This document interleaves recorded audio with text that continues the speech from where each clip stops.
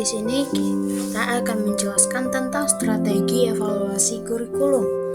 Buat yang mana ada beberapa tahap. Pertama adalah jenis evaluasi, kemudian ada metode untuk pengumpulan datanya.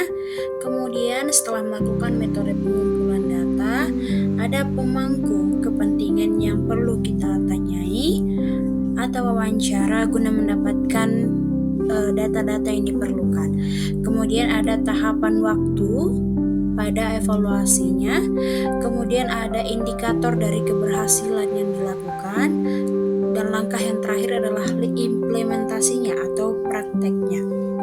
Baik, di sini kita akan bahas satu persatu, mulai dari jenis evaluasinya. Baik, pada jenis evaluasi, di sini ada beberapa evaluasi yang perlu dilakukan.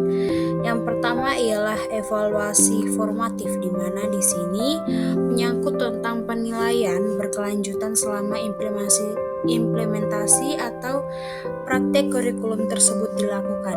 Kedua, ada evaluasi sumatif, yang dimana berkaitan dengan penilaian akhir efektivitas dari kurikulum yang sedang dipakai atau yang sedang kita evaluasi. Kemudian ada evaluasi diagnostik, di mana ini berkaitan dengan identifikasi kekuatan dan juga kelemahan daripada kurikulum tersebut.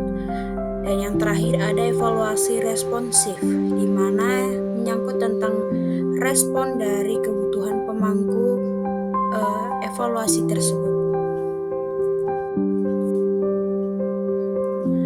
Nah, sekarang kita masuk kepada cara atau metode kita dalam mengumpulkan data atau yang disebut dengan metode pengumpulan data.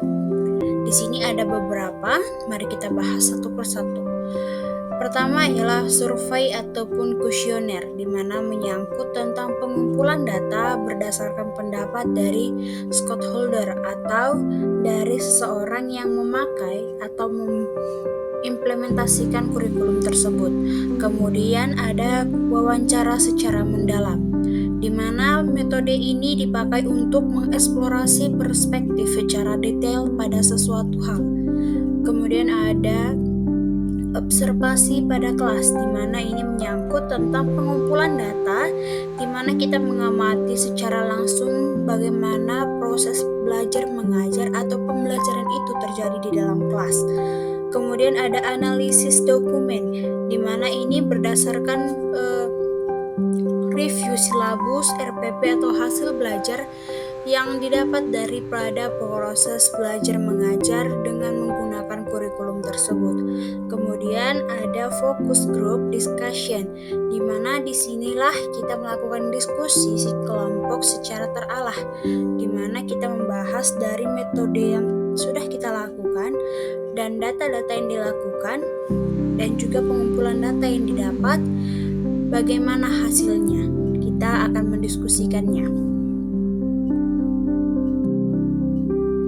Kemudian ada pemangku kepentingan. Di sini menyangkut tentang siapa yang memakai dan siapa yang melakukan daripada kurikulum tersebut.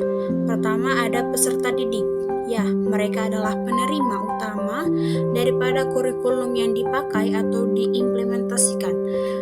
Kemudian ada pendidik ataupun guru. Mereka adalah seorang implementator dari kurikulum tersebut, di mana mereka adalah seseorang yang mempraktekkan secara langsung dari kurikulum yang kita pakai, yang kita evaluasi ataupun kita implementasikan.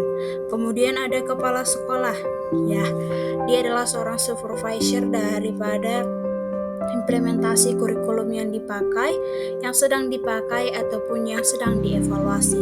Kemudian ada orang tua, mereka sebagai support system, di mana sebagai pendukung proses daripada pembelajaran itu terjadi. Kemudian ada pemerintah ataupun dinas, mereka adalah sebagai regulator kebijakan, di mana mereka memberikan suatu kebijakan yang baik bagi para implementator nantinya pada kurikulum tersebut. Kemudian ada masyarakat, di mana pada lingkungan masyarakat mereka adalah sesuatu yang memakai daripada lulusan pengguna kurikulum tersebut.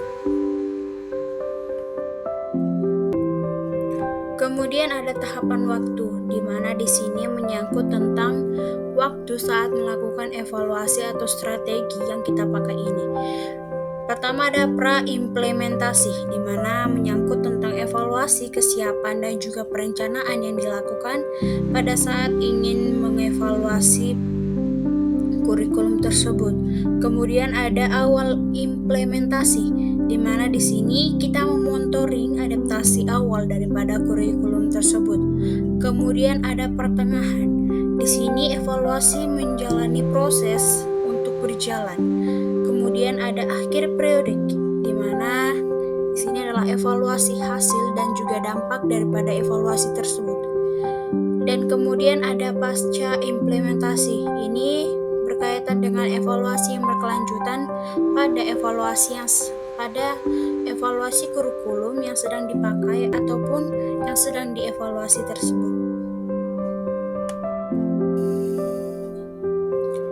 Kemudian ada indikator keberhasilan dari strategi evaluasi kurikulum yang kita gunakan.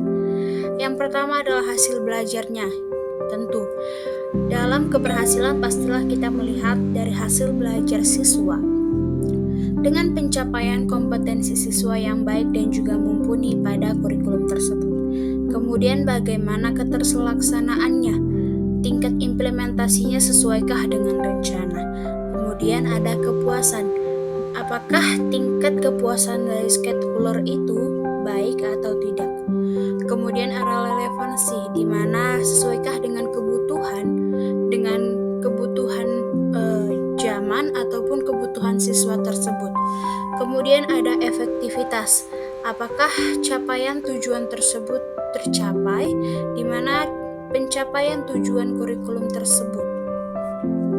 Yang kemudian ada efisiensi, di mana berkaitan tentang optimalisasi sumber daya, di mana berkaitan dengan sarana dan prasarana yang digunakan dalam kurikulum tersebut. Kemudian kita masuk ke langkah implementasi. Disinilah kita melakukan strategi evaluasi daripada kurikulum tersebut. Langkah pertama ya perencanaan. Di sini kita melakukan perencanaan desain instrumen dan juga timelinenya. Kemudian sosialisasi. Di saat ini kita melakukan komunikasi atau mengkomunikasikan evaluasi tersebut kepada stakeholder yang seperti dibahas tadi, ada guru, kepala sekolah, dan juga siswa. Kemudian ada pelaksanaan, di mana di sini kita melakukan pengumpulan data sistematis dengan metode yang kita pilih. Kemudian ada analisis, di sini kita mulai mengolah atau pengolahan data dan intervensi pada data tersebut. Kemudian ada pelaporan, di mana ini menyangkut tentang penyusunan laporan evaluasi yang telah kita lakukan. Kemudian ada tindak lanjut, di mana di sini kita sebagai seseorang yang mengevaluasi kurikulum tersebut, kita melakukan rekomendasi perbaikan dari hasil pengumpulan data yang tersebut. Contohnya misalnya dari prasarananya yang kurang memadai, kita dapat memberikan saran ataupun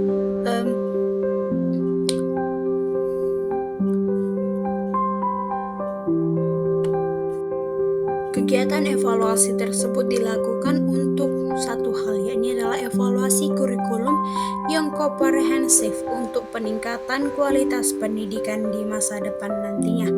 Sekian dari pembahasan saya. Terima kasih.